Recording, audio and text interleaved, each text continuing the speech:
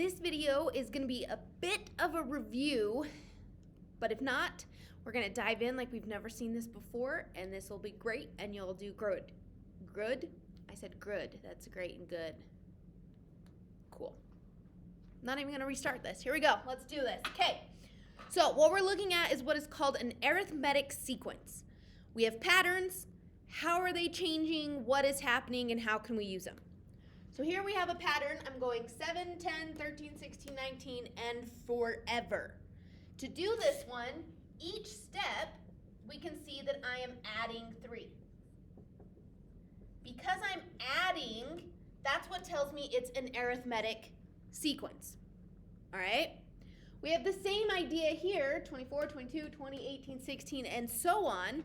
What's happening here is I am subtracting 2. Because these values are the same, so all adding 3 or all subtracting 2, that is what we call the common difference.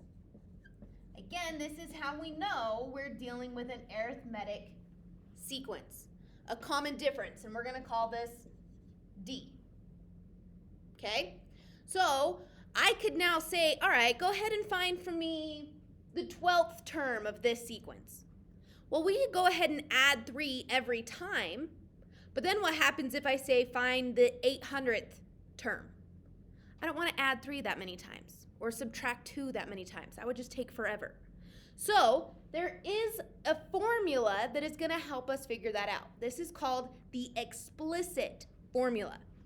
To use this, we need to know a sub 1, d, and n. So a sub 1, that is notation for the first term. So whatever that value is.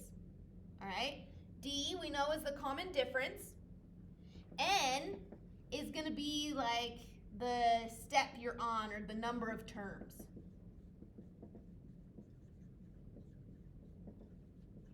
And then a sub n is going to be the term we're looking for or our final term.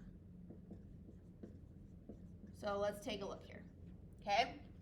So this first one, I have a common difference of 3. So there's D. I have my first term, so that's a sub 1.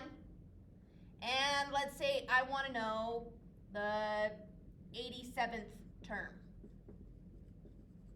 So that tells me n is 87 because I'm looking for that step, that term. And the number I get out of that is going to be my a sub 87. So I'm going to plug this in, what I know. So if I want to know my whatever term, I know my first term is 7, my common difference is 3, and then n minus 1. So that's going to be 7 plus 3n minus 3. That explicit formula is going to be 3n plus 4. So just to see how that works, if I plug in 1 right now, 3 times 1 is 3 plus 4 is 7. That's my first term.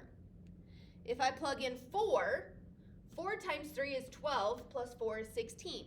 That's my fourth term. So if I want the 87th term, a sub 87, all I have to do is plug in 87 for n. So I need 87 times 3, which is 261 plus 4. So that's 265. Okay? An arithmetic sequence and the explicit formula. That means it's going to give us the term we want. So we can do the same here. Let's say we want to find the 46th term. You can go ahead and hit pause, come back and check, see how you do finding that 46th term. All right, so a sub n, my first term is 24. My common difference this time is subtract 2. So instead of add d, I'm going to do the subtract d, and then n minus 1. So I have 24 minus 2n plus 2. So that's going to be 26 minus 2n is my explicit formula. And so now to find the 46th term,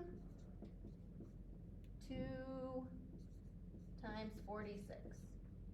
All right, so 46 times 2, that's 92. So then 26 minus 92 That is going to give me a negative 66. Okay? Hopefully that makes sense. If you got questions, please let me know because we need to know how to use this explicit formula. We need to understand our arithmetic sequences.